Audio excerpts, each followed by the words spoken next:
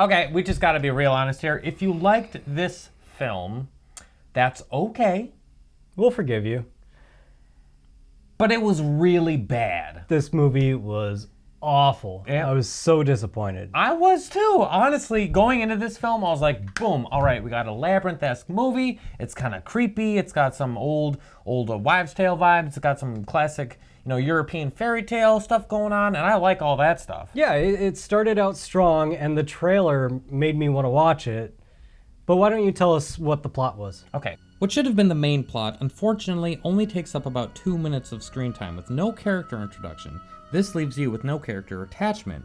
All we know is that there is a girl who is asleep, and her dream is what offers the most substantial plot of the film.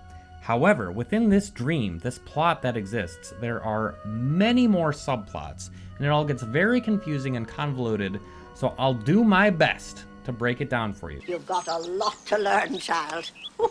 Plot A, a girl is asleep dreaming. Plot B, there is a girl living in an Eastern European Germanic folktale where there are Red Riding Hood stories being tossed around left and right like a bunch of loose chains. Plot C. Plot C is the most interesting because Plot C is the grandmother's tales, which the young girl in Plot B also tells people, and it could be a million different things. Plot C-1. A girl on her wedding night is about to get laid when her husband goes outside to urinate and doesn't come back for a long ass time, and when he does, he's a werewolf, and her next husband chops his head off into a bucket of milk. Plot C-2.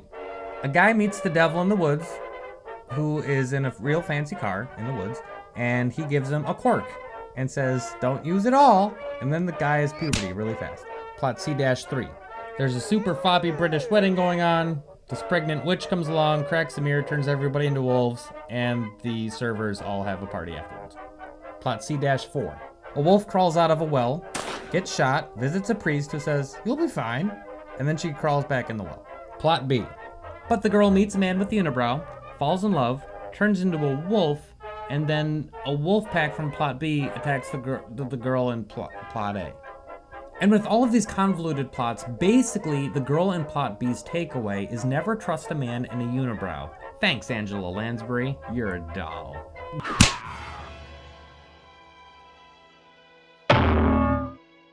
Very confusing. Pretty out there. And we like movies that are all over the place. Also, she finds a bunch of bird eggs with a bunch of porcelain babies in it.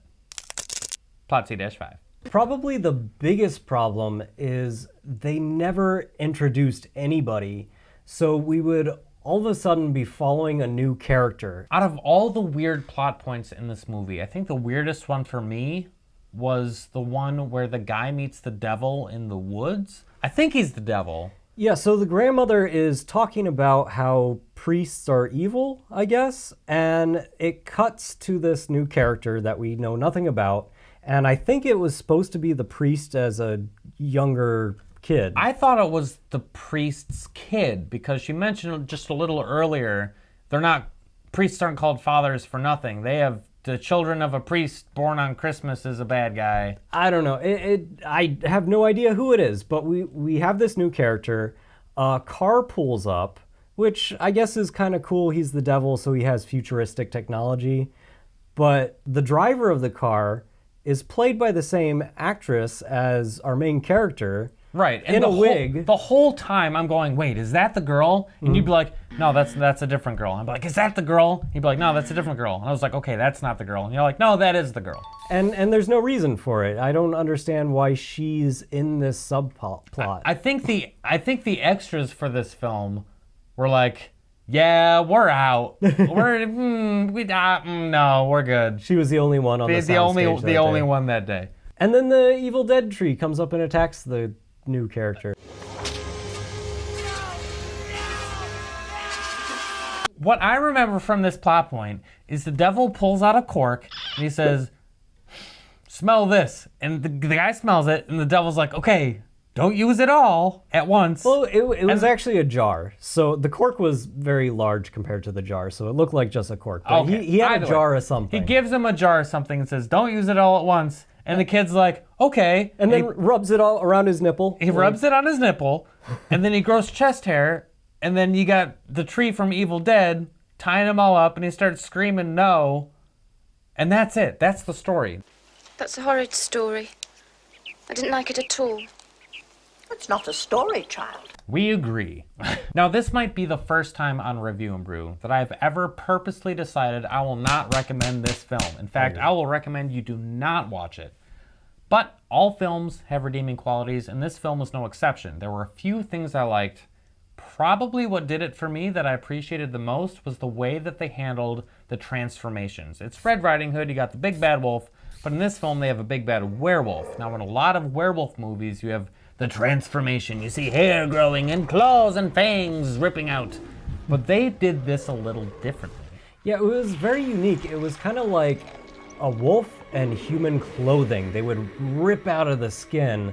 And I enjoyed that, but at the same time, the puppetry was very stiff and very obvious. Very stiff. A more recent film that took this idea and did it better is the Trick or Treat anthology, if you're familiar with that.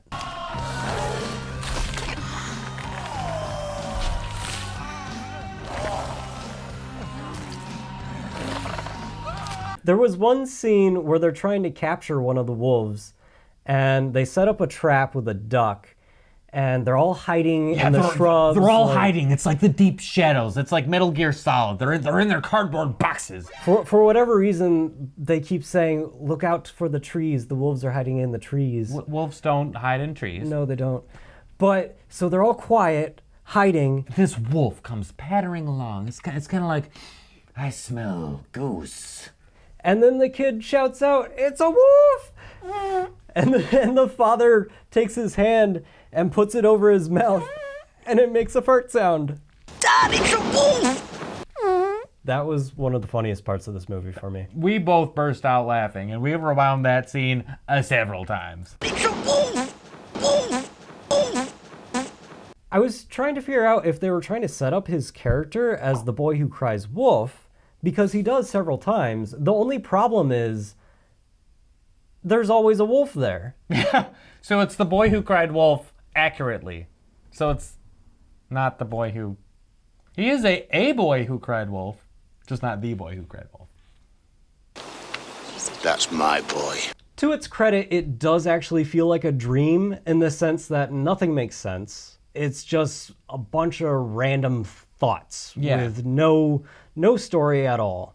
If you've ever had a fever, you know what a fever dream is, where you're like very surreal and you wake up and you're like, whoa, what was that? Like, why was this there?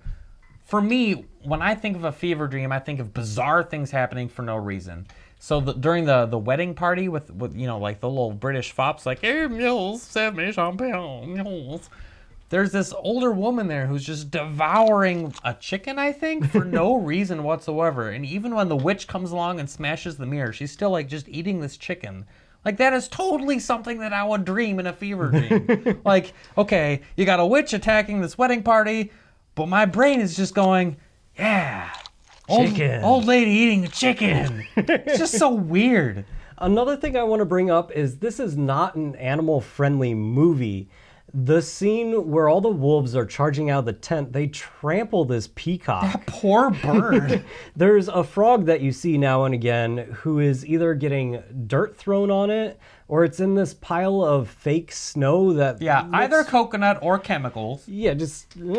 And even at the end of this movie, there's a scene where the main actress is sitting down with an actual wolf. Now, most of the animals in this film that were meant to be wolves were actually dogs that were dyed either gray or brown to look more wolf-like. But this scene, the director wanted an actual wolf, and wolves are not tameable.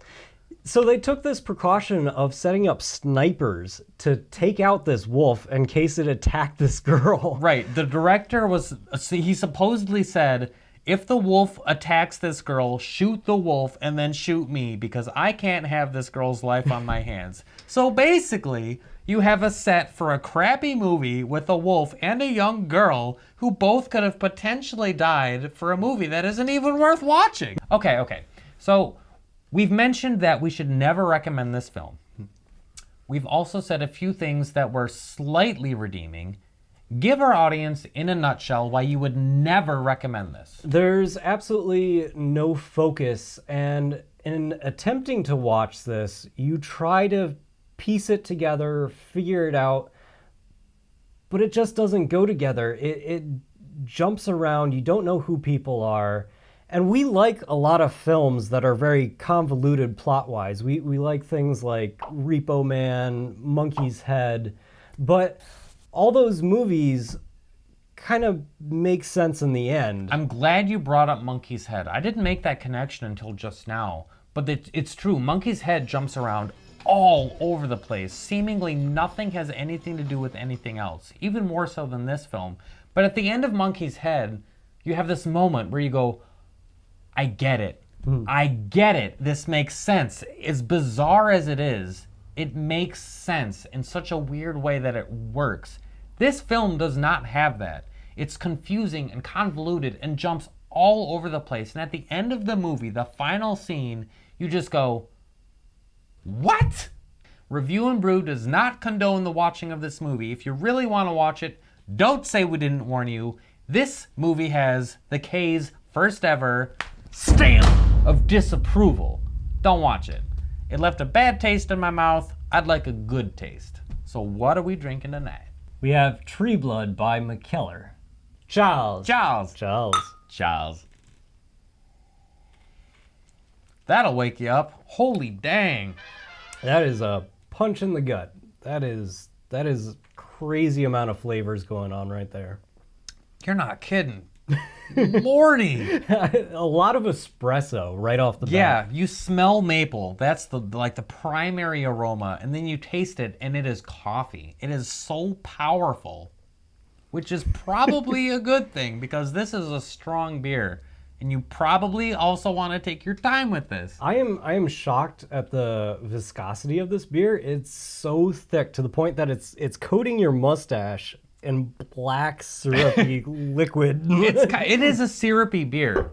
Not only is this an imperial stout, but it is 11.1% ABV. That is intense. I don't really taste a lot of the booziness. The only thing holding me back from chugging this is the coffee flavor. And it is so strong. It's very rich too. Yeah, this is not easily chuggable. You have to take your time and sip this. What is perfect is the maple rounds out the coffee, and I would have never picked those two flavors to work together because they're so strong. I don't get the maple until I let it sit for a little bit, and then it starts to bloom. Yeah, it kind of creeps in and just expands itself. It's a strong, delicious beer. I would have never picked an imperial stout to be as solid as this one is. McKellar, you done good. So, Company of Wolves, very thin plot. This beer, very thick, very good. Suggest the beer. Thanks for watching Review and Brew. Catch you next time.